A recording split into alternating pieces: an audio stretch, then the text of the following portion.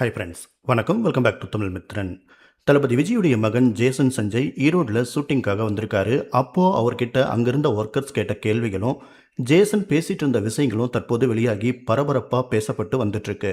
தற்போது தளபதி விஜய் சுற்றி எத்தனை பிரச்சனைகள் போயிட்டுருக்கு அப்படிங்கிறது எல்லாருக்கும் தெரிஞ்ச விஷயம்தான். முதல்ல தளபதி விஜய் த்ரிஷாவோட விவகாரம். சமீபத்தில் ஒரு திருமண வரவேற்பு நிகழ்ச்சியில் இவங்க 2 பேரும் ஜோடியாக வந்த ஃபோட்டோஸ் வைரலாக இருந்தது. இதை பார்த்த நடிகர் பார்த்திபன் ஒரு விருது விழாவில் இந்த குந்தவையை கொஞ்ச நேரம் குந்த வைக்கிறது, அதாவது வீட்டுக்குள்ளேயே குந்த வைக்கிறது நல்லதுன்னு ஒரு கமெண்ட் அடிச்சிருந்தாரு. இதை பார்த்து கொந்தளிச்ச த்ரிஷா முட்டாள்தனமாக பேசியிருக்காருன்னு பதிலடி கொடுத்துருந்தாங்க. அதுக்கப்புறமா பார்த்திபன் மன்னிப்பும் கேட்டிருந்தாரு.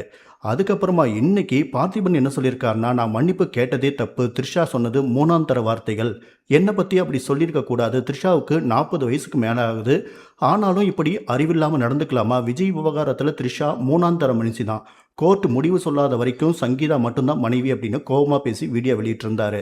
இப்படி தளபதி விஜயுடைய அரசியல் நெருக்கடிகள் மற்றும் பிரச்சனைகள் ஒரு பக்கம் போயிட்டுருக்க, இன்னொரு பக்கம் மனைவி சங்கீதா கொடுத்துருக்கிற விவாகரத்து பெட்டிஷனில் த்ரிஷாவுடைய பெயரை குறிப்பிடாமல் தன்னுடைய குடும்பம் இப்படி ஆனதுக்கு காரணமே அந்த நடிகை தான் அடுக்கடுக்காக வச்சிருக்கிற குற்றச்சாட்டுகள் அப்படின்னு தொடர்ந்து தினமும் ஏதாவது ஒரு செய்திகள் வைரலாகிட்டு தான் இருக்குது. அந்த வகையில் தளபதி விஜயுடைய மகன் ஜேசன் சஞ்சய் ஈரோடு பக்கத்தில் அவருடைய முதல் படமான சிக்மா படத்துடைய ஷூட்டிங்கில் பிஸியாக இருக்காரு.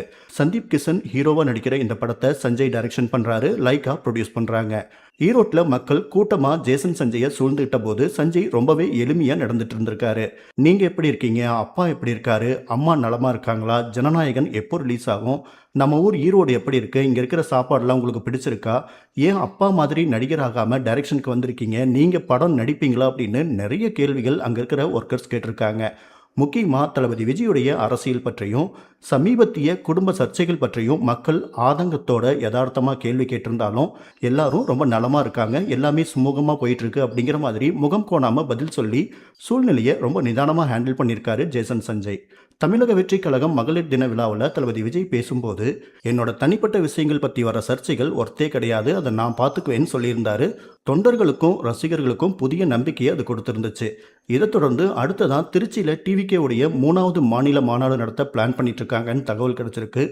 அந்த மாநில மாநாடு மிகப்பெரிய அரசியல் மாற்றங்களையும் பல கேள்விகளுக்கு பதிலாகவும் இருக்கும் அப்படின்னு எதிர்பார்க்கப்படுது.